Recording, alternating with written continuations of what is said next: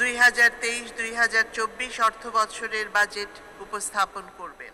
4,30,000 কোটি টাকা রাজস্ব আদায়ের লক্ষ্যমাত্রা এনবিআর এর কাঁধে চাপিয়ে ঘোষণা করা হয় চলতি অর্থবছরের বাজেট এবং 2023 পরে অবশ্য লক্ষ্যমাত্রা 20,000 কোটি টাকা কমিয়ে আনা হয়েছে 4,10,000 কোটিতে। তারপরও রাজস্ব আদায়ে বিশাল ব্যর্থতার জানান দিচ্ছে হালনাগাদ পরিসংখ্যান। গেল এপ্রিল পর্যন্ত 10 মাসে মোট 2,89,377 কোটি টাকা রাজস্ব আদায় করতে পেরেছে জাতীয় রাজস্ব বোর্ড।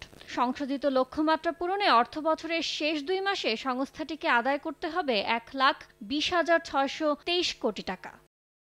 ব্যর্থতার আকার বড় হলেও অর্থ মন্ত্রণালয় সূত্র বলছে আসছে বাজেটে এনবিআর এর ঘাড়ে চাপতে যাচ্ছে 4,76,500 কোটি টাকার রাজস্ব সংগ্রহের গুরুভার, যা চলতি অর্থবছরের সংশোধিত লক্ষ্যমাত্রার চেয়ে 66,500 কোটি টাকা বেশি।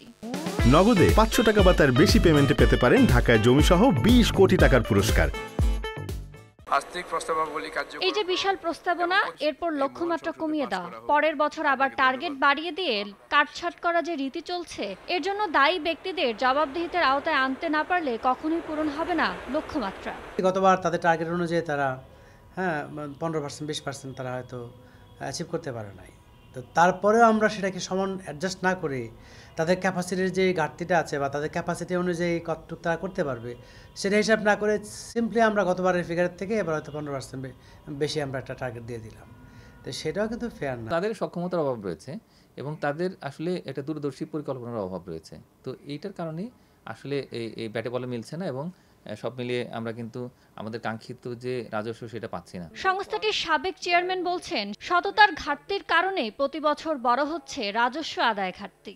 এনবিআর সক্ষম কি অক্ষম এটা নির্ভর করে সমাজের উপরে। তাহলে যার দায়িত্ব ওকে জনবল দেওয়া, ওর লোকবল দেওয়া, ওর কাজ, এটা তার উপরে পড়বে। বর্ধিত লক্ষ্যমাত্রায় প্রতি বছরই বাড়ে ভ্যাটের মতো পরোক্ষ কর নির্ভরতা, যা চাপে ফেলে সাধারণ মানুষকে। দেখার অপেক্ষা এবার বাজেটে কতটা কর চাপে পড়েন দেশের নাগরিক। ইয়ানুর শিফাত, সময় সংবাদ, ঢাকা।